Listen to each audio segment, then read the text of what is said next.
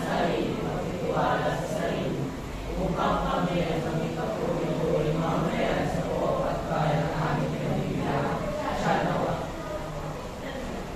morning, class. Good morning, Ma'am Ed. Good morning, visitors. It's nice to see you, Mabuhay. Morning, sit down. Kindly arrange your chairs. Okay. So before we start our class, let's check our attendance. Our attendance leader for benevolence. I am pleased to say that none of my classmates are present. Very good. Diligence. I am happy to say that there are 80 students, 80 students that are, no, 14. So 14 students that are present today. There are 4. The names are Elsa Ilaga, Gail Timola, Parang and Marco Gomez.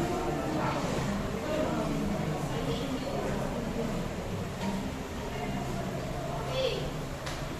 So for our classroom rules, so you need to listen carefully, and raise your hand if you want to answer. And lastly, don't talk if someone is talking. Okay? Understand? Yes. Okay. So kamusta naman kayo? Okay naman. Saya naman? How's your week? Okay naman?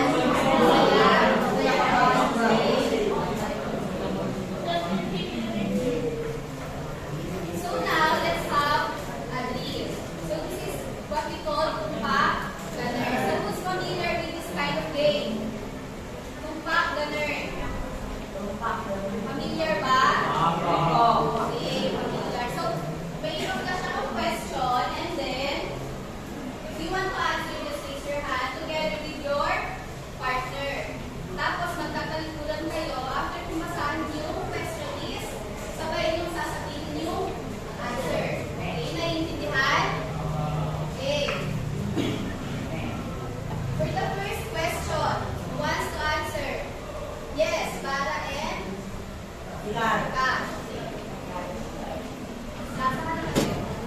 Kalikuran. Okay, for the first question, this tool is specifically designed for ripping out stitches from seams either as a result of an error or during alteration.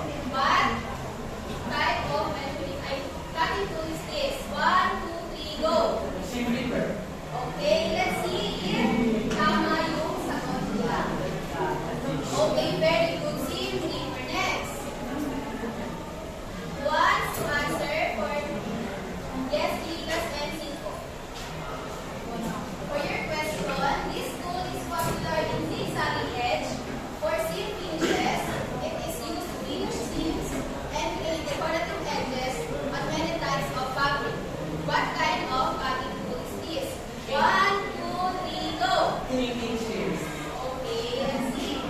Very good. For the last question, who wants to answer? Who wants to answer?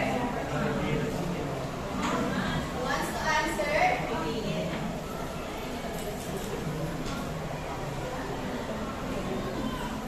Kayo ulit? Sino ma-advise?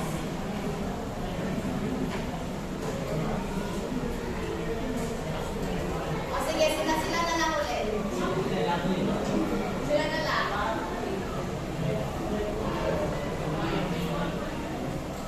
Okay. For your question, this tool allows for the snipping of threads and they are not designed to cut fabric. 1, 2, 3, go! Red paper. Okay. Let's see. Thread, very good job. Okay. So let's have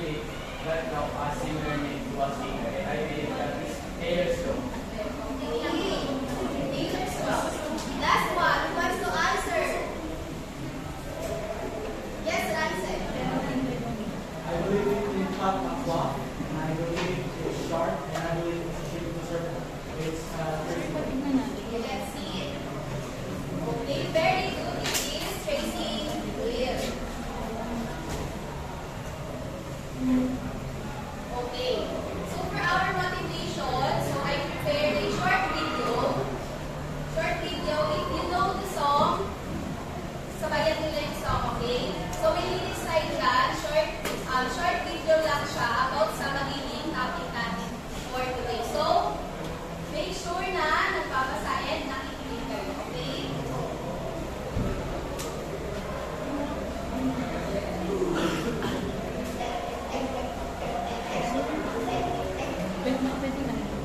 O, 1 minute.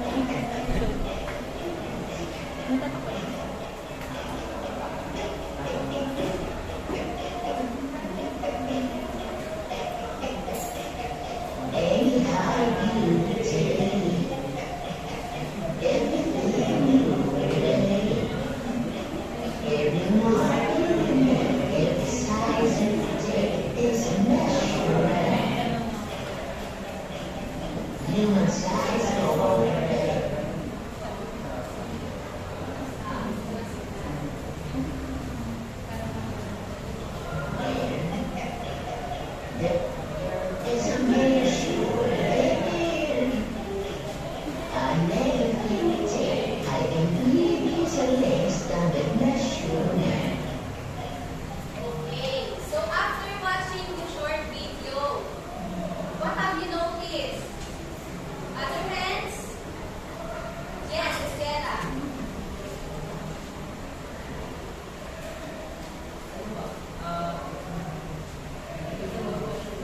Okay, it's about measure. Another. Yes, Nicole. With, okay, with.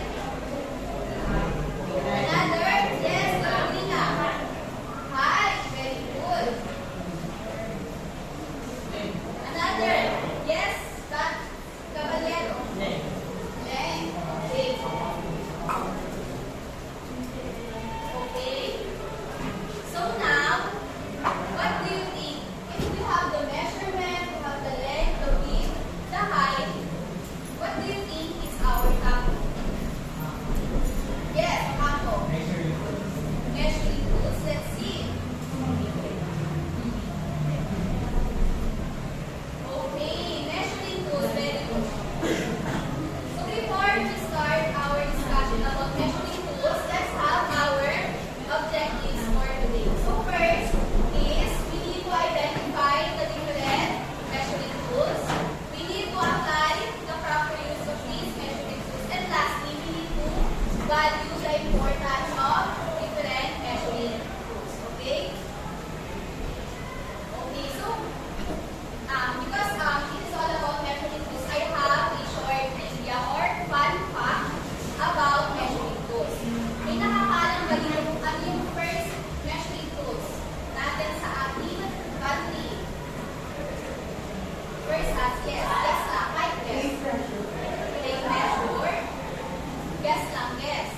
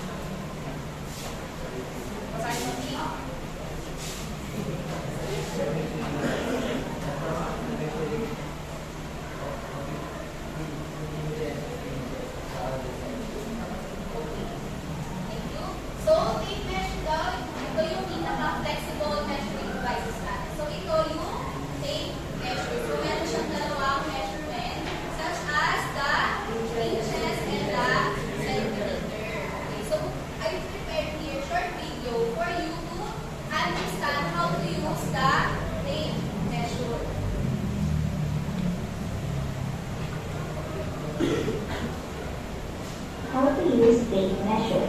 Tape measure has two types of measurement, such as the inches and centimeter.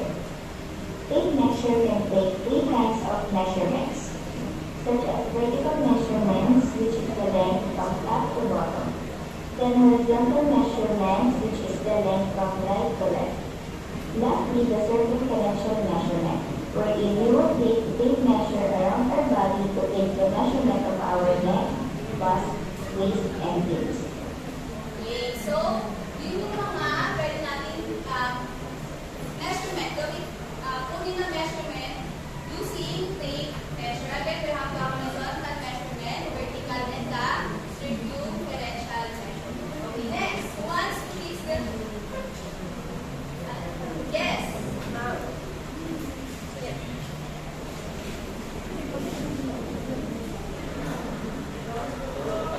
Yeah.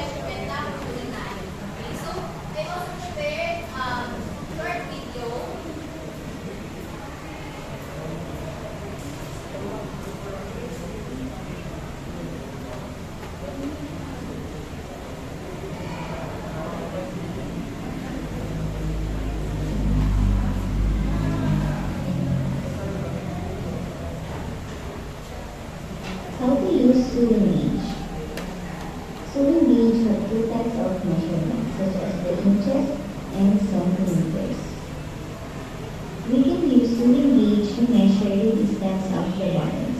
In that way, we are sure that the distances are equal and the same. We can also use this to measure the size of the buttons. And lastly, we can use the sewing gauge to measure the hems on our clothing.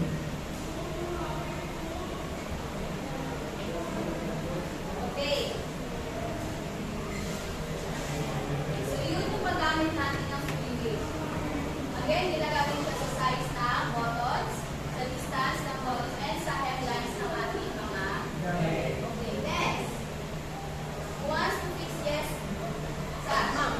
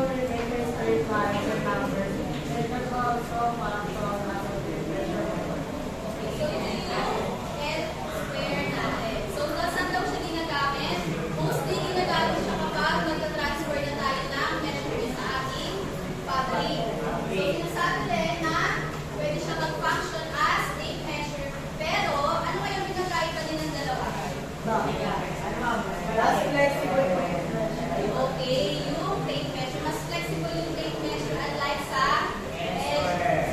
Okay. Next one. Last one to Katusyo. Ay, ganun ba?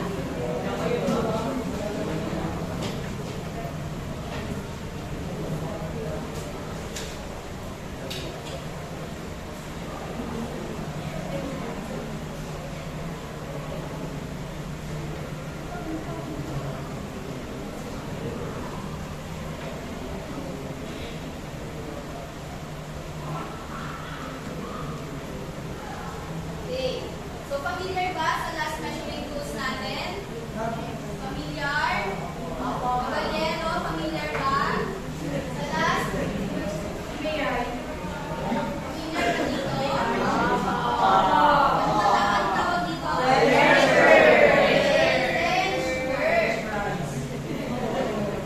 Okay, Caballero, rin.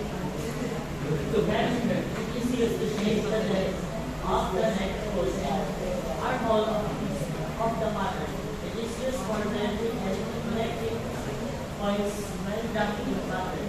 Okay, so ito yung actual na French curve. Sa French curve, meron tayo iba't ibang shape. Okay, so ginagamit siya. For example, sa mag-transfer tayo ng measurement ng neck natin, ng armhole. So gagamit tayo ng French curve para i-transfer yung measurement sa fabric na gagamitin natin sa atin. Okay?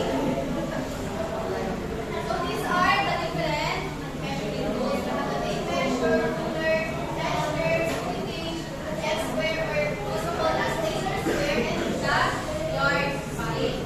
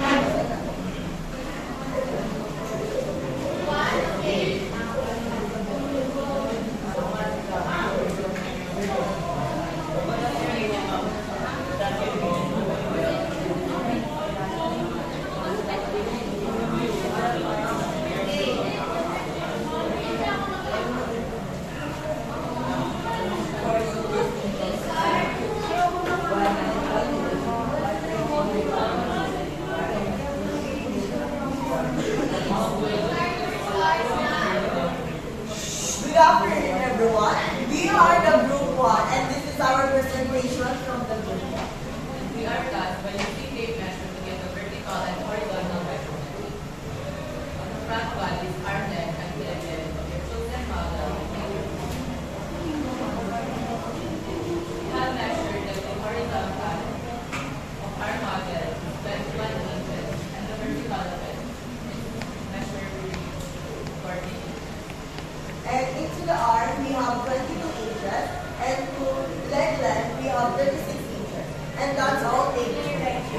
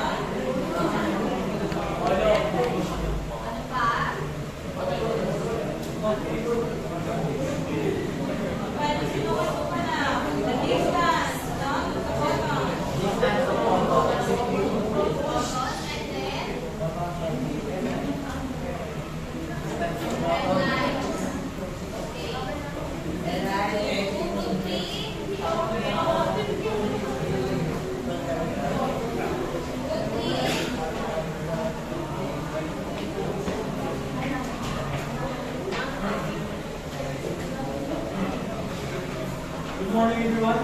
We're the group 3 and we are going to measure the height and width of the vertical tablecloth using a yardstick. The first curtain, the measurement of the height of the curtain is over 69 centimeters. The width of the curtain is over 140 centimeters. Next up, the tablecloth. The width of the tablecloth is over 135 centimeters. And the width of the side of the tablecloth is 65 centimeters. Last group.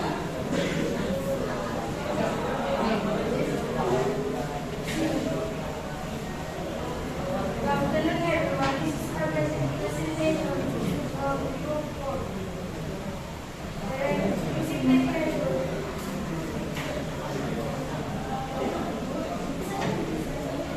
Using tape measure, get the circumferential measurement of the neck, bust, waist, and hips of your chosen model creator.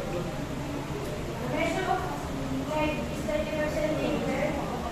The measure of bust is 7 centimeter. The measure of weight is 66 centimeter. And the measure of hips is 7 centimeter. Thank you.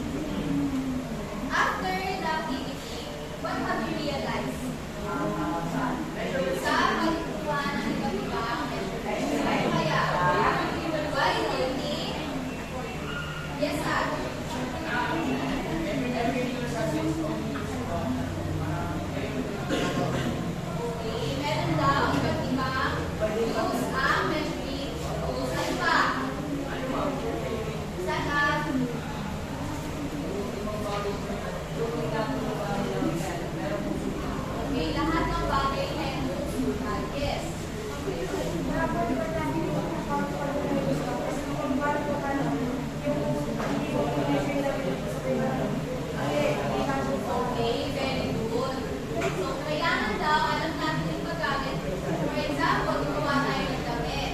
So, dapat tama yung sukat na ginagawa